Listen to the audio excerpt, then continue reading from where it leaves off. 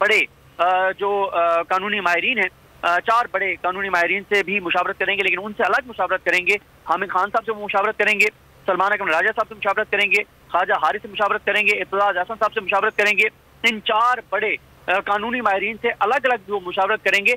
एक तो वो 2 बजे इजलास करेंगे लीगल टीम का, और उसमें वो डिस्कस करेंगे, क्योंकि तहरीक इंसाफ को ये देखना है कि आया तहरीक इंसाफ इस मामले को अदालत में लेकर जाए, या ये मामला जो है वो गवर्नर जो आगे अहकाम देंगे और उनके अहकाम को अगर ये नहीं मानते तो वो लेकर जाएं। क्योंकि इसमें इंपॉर्टेंट ये है कि जो गवर्नर कहेंगे वो स्पीकर को कहेंगे कि आप इजलास बुलाएं, और इजलास बुलाकर और सीएम के ऊपर इंतखाबात करवाएं। अगर वो नहीं करते फिर क्या होगा? क्या फिर दोबारा को फ्लैटिस होटल में इजलास बुला लिया जाएगा? ये बिल्कुल हो सकता है, दोबारा फ्लैटिस होटल में इजलास बुला लिया जाए, चीजें हो जाए। तो जो भी आप कहें, एक आईनी बहरान है, कानूनी बहरान है, शदीद तरीन सूरत हाल है। वफाक और पंजाब आमने सामने 13 करोड़ का सूबा है, उसके वज़ीर आला पंजाब के साथ जिस तरह से किया जा रहा है, उस हुकूमत के साथ जो किया जा रहा है, जिनके पास मैंडेट उनके साथ किया जा रहा है। पहले भी आपको पता है कि जिस तरह से मंडियां लगी थी, खरीदो फरोख्त हुई थी, जिस तरह से हमजा शहबाज को जबरदस्ती वज़ीर आला पंजाब बनवाया गया था, फिर उसके बाद 25 जो मुनहरिफ अरकान थे वो डीसीट हुए, और अब एक बार फिर मंडियां लगाई जा रही हैं, खरीदो फरोख्त जारी है और ऑफर की जा रही है। लेकिन ये मामला अदालत में जाएगा, और अदालत का जो फैसला था 63A का, जिसके बाद एक दरवाजा तो बंद हो गया था। वो दरवाजा ये बंद हुआ था कि अगर कोई लोटा बनेगा, अगर कोई जमीर का सौदा करेगा, अगर वो अपने आप को बेचेगा तो उसका वोट काउंट नहीं होगा। लेकिन अब एक नया रास्ता निकाला गया है कि वोट तो नहीं के खिलाफ, लेकिन उस दिन गैर हाजिर हो जाओ ताकि फायदा हो जाए।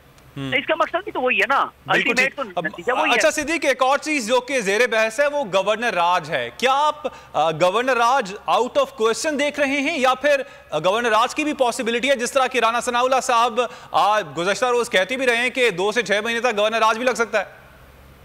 देखें, एक चीज तो मैं आपको बिल्कुल वाजे बता दूं, और वो वाजे बात यह है कि अगर ये गवर्नर राज लगाएंगे तो अदालतें उठा के बाहर फेंकेंगी। गवर्नर राज नहीं लग सकता, नहीं लग सकता, नहीं लग सकता। गवर्नर राज के ऊपर इनकी अपनी पार्टी में भी इनको लोग बता रहे हैं कि कानूनी माहिरीन बता रहे हैं कि गवर्नर राज आप नहीं लगा सकते, अदालतें उठा के बाहर फेंकेंगी।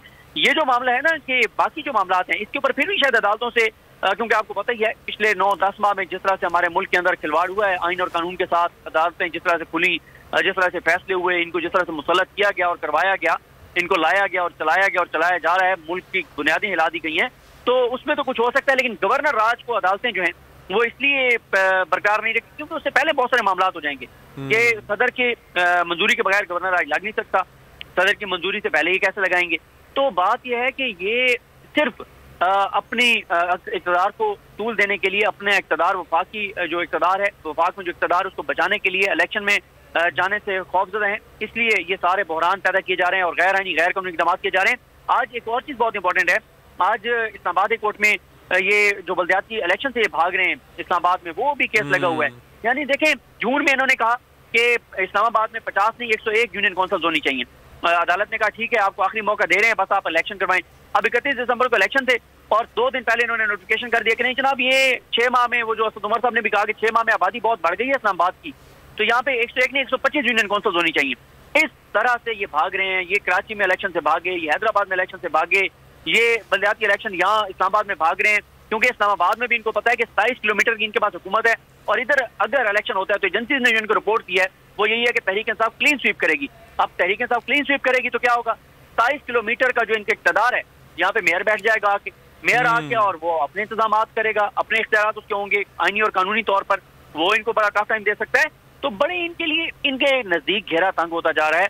ये जितना अपने इक़्तिदार को तूल देंगे, जितना इनको मुसल्लत रखा जाएगा, उसकी कीमत 22-23 करोड़ आवाम अदा करेंगे, वो चुकाएंगे। पाकिस्तान इसकी कीमत चुकाएगा। पाकिस्तान को तो देखें, पिछले 10 माह में इनको मुसल्लत करके कोई एक चीज बता दें कि हामी इनको लाने वाले, कि किसी एक पॉइंट का बता दें कि मुल्क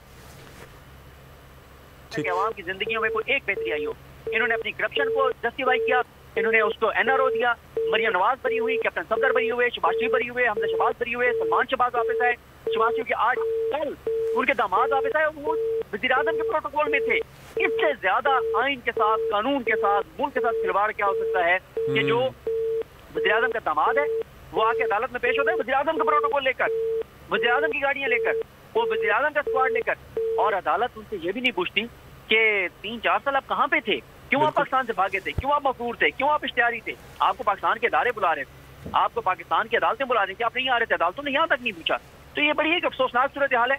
अच्छा सिद्दीक, एक और चीज आपसे पूछना चाहूंगा। इससे पहले हमने देखा कि स्पीकर ने गवर्नर के खिलाफ रेफरेंस तैयार कर लिया था, लेकिन गुज़श्ता रोज बयान आया कि मैंने वो अभी इरसाल नहीं किया, उसको रोक लिया गया है।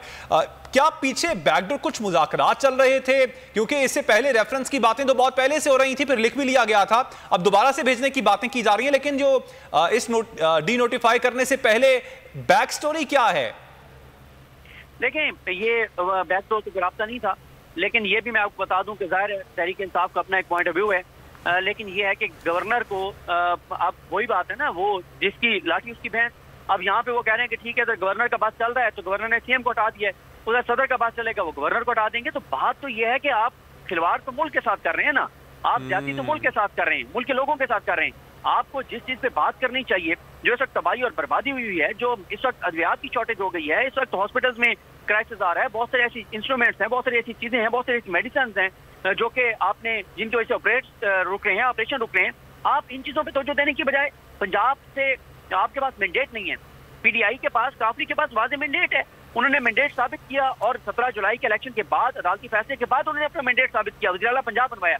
अब आप शमकून मारना चाह रहे हैं, आप जो है वो आवाम का जो वोट है, आवाम ने जो मैंडेट दिया वो तहरीक इंसाफ को दिया है, काफली को दिया है, आप वो मैंडेट उनसे छीनना चाह रहे हैं। आप आवाम ने जिनको मैंडेट नहीं दिया उनको आप इक़्तिदार दिलवाना चाह रहे हैं पंजाब का भी।